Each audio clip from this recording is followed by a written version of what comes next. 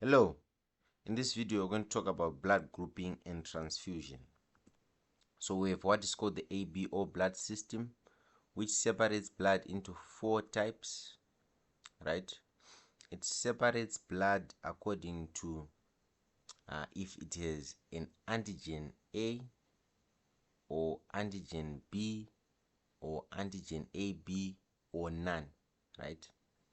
And we see these antigens are found on red blood cells and they act as markers to show that these red blood cells are of the blood, right? That they are not foreign to the blood, that they are of the blood, right? And as a protective mechanism, the blood develops antibodies against antigens they do not have. That is, if they are of type A, they develop B antibodies, and if they are of type B, they develop A antibodies, and if they are of type AB, they don't develop anything because they already have both of these antigens, right? And if they are of type O, they develop both of these antibodies. Why? Type O does not even have these antigens A and B, right? According to the ABO blood system, we see that these AB antigens are inherited, right? And they follow the Mendelian dominance, right? They are co-dominant. That is, they are expressed equally and they are inherited, right? And the O is recessive, right? And the funny thing is the O is the most frequently found in most regions of the world. Here in the United States, it's about 45% of people have O, and 41 have A, and 10 have B, and 4 have AB, right? Now with these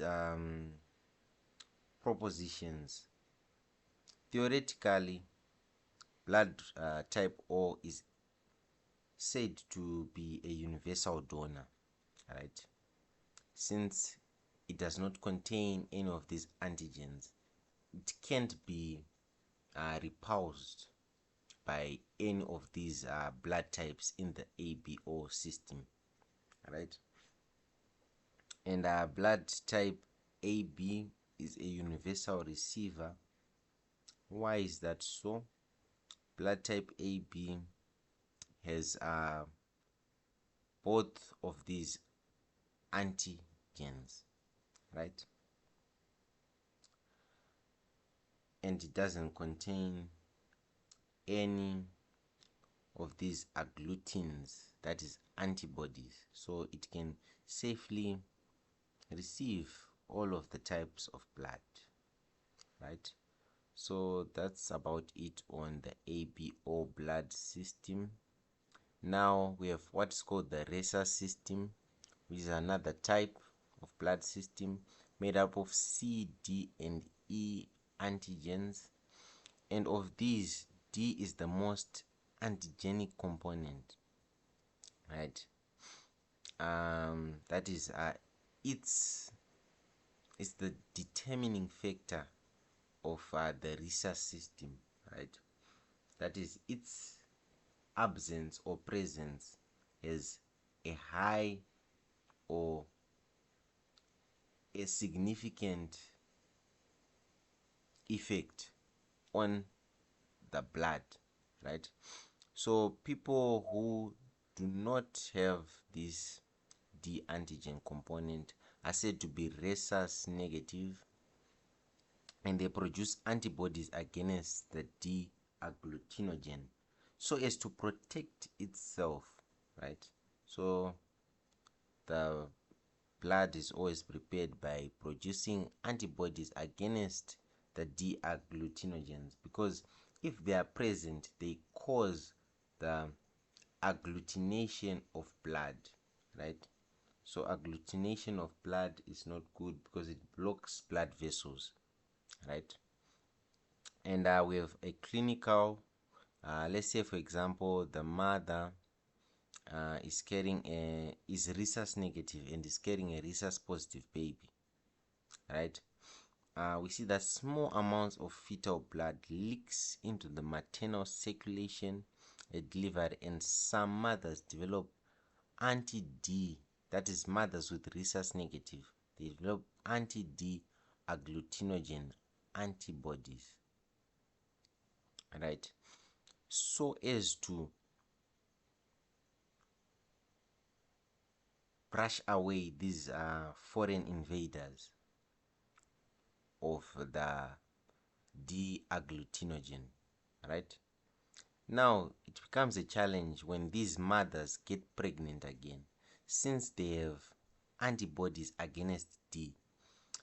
We see that these antibodies, they cross the placenta, attacking these foreign invaders, and they cause hemolysis or hemolysis of fetal blood and other hemolytic diseases in the fetus, right?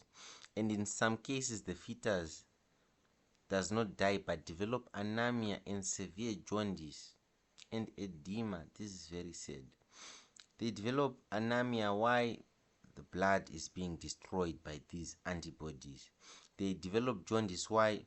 There are high levels of bilirubin in the blood.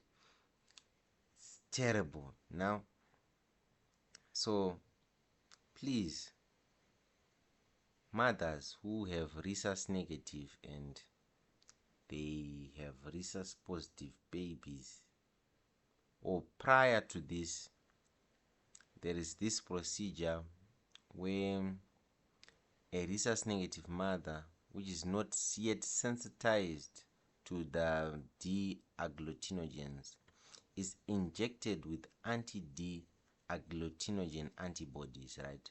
So as to prepare or to kind of have a combat against a combat which is not of the body, of the mother's body, against the D agglutinogens of the baby. So there won't be a immune reaction or a adaptive immunity for the mother.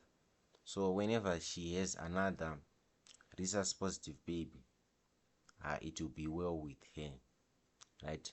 So that's all on blood transfusion and blood grouping, right?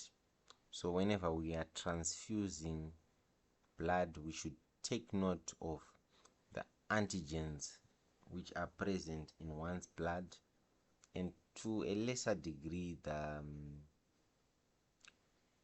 anti the what is this, the plasma of the blood donor, because mostly we dilute the donor's blood so as to prevent unnecessary or unwanted agglutinogens, right? So mostly when we are talking about blood grouping, we talk about the pegged red blood cells, right? Now some MCQ questions, true or false, right? The following transfusions will lead to agglutination, right? Donor O, recipient B. Is it true? Is it false? Then donor AB, recipient B. Donor B, recipient AB. Donor AB, recipient O. Donor B, recipient O. Right? Take a minute or two thinking about this. The answers to these MCQs will be in the description, right? So take your time.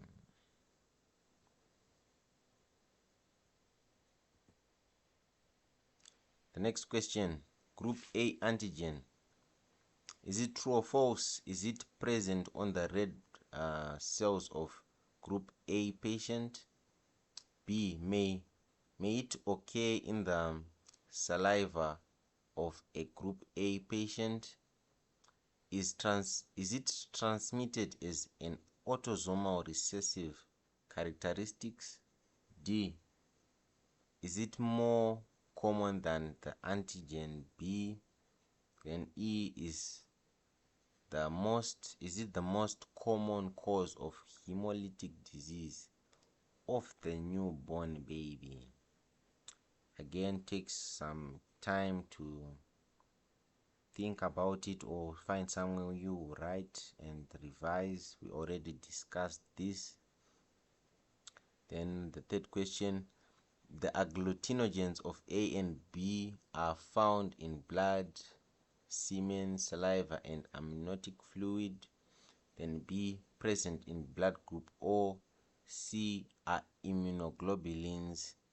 D, present in B lymphocytes. E, are cytotoxic cells. Again, take some time, pause the video and try to work this out. If you have forgotten, try to restart the video, right? Then the last question, true or false, antigens similar to A and B are found in food and intestinal bacteria. B, individuals develop antibodies against antigens they do not have. C, blood type O are universal donors and non-receivers. D, blood type AB are universal receivers and non-donors. Then finally E, O is a recessive gene, right? So thank you for watching. If you have questions, you can ask them in the description, in the comment section. Make sure to subscribe, like, and share if this video helped you. In the next video, we're going to talk about white blood cells. We're going to introduce white blood cells. So thank you for watching, and see you in the next video.